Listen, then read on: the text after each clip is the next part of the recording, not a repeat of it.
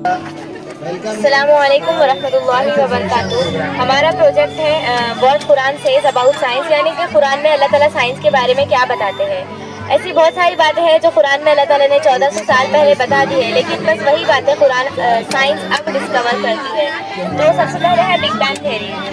Big bang theory کیا ہے؟ جو ہماری کائنات، یونیورس، گلیکسی پہلے کچھ نہیں تھا، پہلے اس طریقے سے تھا. اس کے بعد ایک بڑا سا دھماکہ ہوتا ہے، اسے ہی ہم بولتے ہیں بگ بینگ تھیوری. اور اس کے بعد اسے ڈسکور کیا تھا الیگزینڈر فرائڈمین اور جارج لیمیٹری کو ہم founding father of big bang theory بھی بولتے ہیں. اور اسی کو قرآن میں اللہ تعالیٰ نے کچھ اس طریقے سے فرمایا ہے کہ سورہ انبیاء آیت نمبر 30، کیا وہ لوگ جنہوں نے نبی کی بات ماننے سے انکار کر دیا غور نہیں کرتے کہ یہ سب آسمان اور زمین باہر ملے ہوئے تھے، پھر ہم نے انہیں جدا کیا اور پانی سے ہر زندہ چیز بنائی. یعنی کہ اللہ تعالیٰ بول رہے کہ جنہوں نے نبی کی بات نہیں مانی، کیا وہ لوگ بگ بینگ تھیوری کو نہیں مانتے. اس طریقے سے اللہ تعالیٰ بتا رہے. اور اس کے بعد ہے اسپیس بینڈ. اسپیس بینڈ یعنی کہ اسپیس کا بینڈ ہو جانا، کرو ہو جانا. اور اس کو ڈسکور کیا تھا البرٹ آئنسٹائن نے. قرآن میں اللہ تعالیٰ فرماتے ہیں سورہ انبیاء آیت نمبر 104 وہ دن جب کہ آسمان کو ہم یوں لپیٹ کر رکھ دیں گے جیسے تومار کے اوراق لپیٹ دیے جاتے ہیں. یعنی کہ اللہ تعالیٰ بول رہا ہے آسمان کو جب اللہ تعالیٰ رول کی طرح لپیٹ کر رکھ دیں گے. اور اگر اس کا لفظی ترجمہ دیکھیں ہم، اس کے بعد ہے یونیورس ایکسپانڈ. یونیورس ایکسپانڈ یعنی کہ یونیورس کا پھیلنا، ایکسپانڈ ہونا. یہ ڈسکور کیا تھا ایڈوین ہبل نے.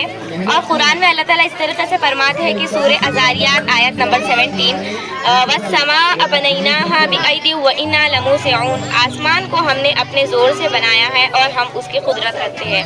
اور اگر اس کے لفظی معنی ہم دیکھیں تو اور بے شک ہم البتہ وسعت دینے والے ہیں. یہاں پر وسعت یعنی کہ پھیلنا، ایکسپانڈ ہونے کے معنی میں آئے ہیں. اس کے بعد ہے بلیک ہول. بلیک ہول ایک ایسی چیز ہے، اس میں اتنی گریوٹی ہے کہ اگر اس میں ہم لائٹ بھی ڈالتے ہیں تو وہ ایبزارب کر لیتی ہے، اور کوئی بھی چیز اگر اس میں جاتی ہے تو واپس نہیں آ پاتی. اور قرآن میں اللہ تعالیٰ نے فرمایا کہ سورہ واقعہ آیت نمبر 75، فَلَا أُقْسِمُ بِمَوَاقِعِ النُّجُومِ. بس نہیں میں قسم کھاتا ہوں تاروں کے مواقع کی. اور اگر اس کا لفظی ترجمہ دیکھیں ہم تو غروب ہونے کی جگہ پہ، یہاں پر تاروں کا غروب ہونے کے وہ بولا ہے، جو تارے بلاسٹ ہو جاتے ہیں وہ بلیک ہول میں ڈوب جاتے ہیں. اس کے بعد ہے اوزون لیئر. اوزون لیئر جو ہماری ارتھ ہے اس کے اراؤنڈ جو ہے ایک لیئر ہے، انویزیبل شیلڈ ہے، اسے ہم بولتے ہیں اوزون لیئر. اگر وہ نہ ہوتی تو شاید ہم لوگ ابھی زندہ نہیں بچے ہوتے. یہ ہمیں ہر موسم سے پروٹیکٹ کرتی ہے، سردی، بارش، گرمی. اور اسے ڈسکور کیا تھا چارلس فیبری نے. اور اس وقت 1400 سال پہلے اللہ تعالیٰ نے اس طریقے سے فرمایا کہ سورہ بقرہ آیت نمبر 22، وہی تو ہے جس نے تمہارے لیے زمین کا فرش بچھایا. یعنی کہ زمین جیسی ہمیں فرش اللہ تعالیٰ نے دی. اس کے بعد آسمان کی چھت بنائی، آسمان ہمیں دیا. اگر آسمان ہی نہیں تو کیا، آسمان جیسی چھت بنائی، اوپر سے پانی برسایا اور اللہ تعالیٰ نے بارش برسائی. اس کے بعد ہے سن موونگ آربٹ.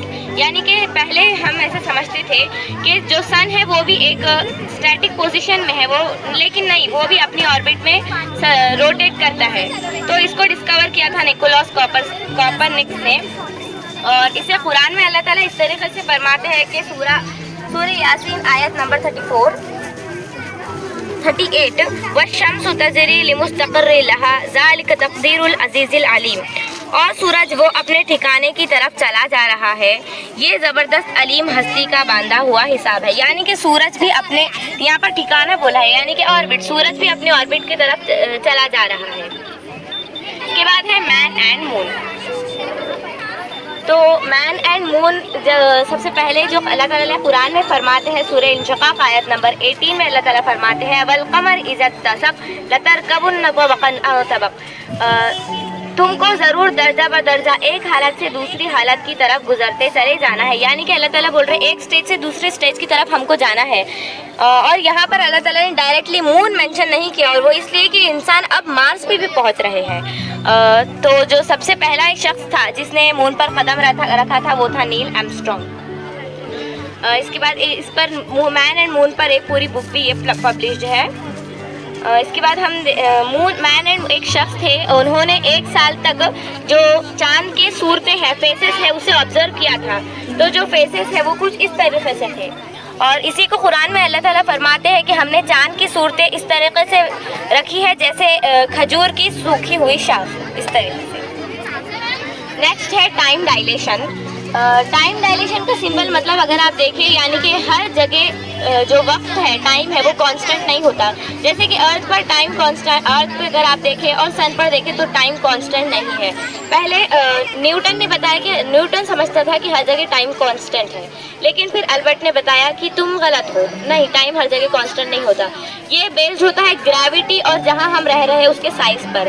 تو جو بلیک ہول ہے, یہ وہاں پر اتنی گریوٹی ہوتی ہے کہ وہاں پر اگر آپ رہو گے تو آپ بہت جلدی بوڑھے ہو جاؤ گے. وہاں پر جو ٹائم ہے وہ ڈیپینڈ کرتا ہے کتنا بڑا آربٹ ہے, جتنا بڑا آربٹ رہے گا وہاں پر اتنے زیادہ دن رہیں گے. اور ایک شخص تھے, انہوں 879 ڈیز اسپیس میں گزارے, یعنی کہ انہوں نے ان کی زندگی کے 0.02% انہوں فیوچر میں جا کر آئے اس طریقے سے.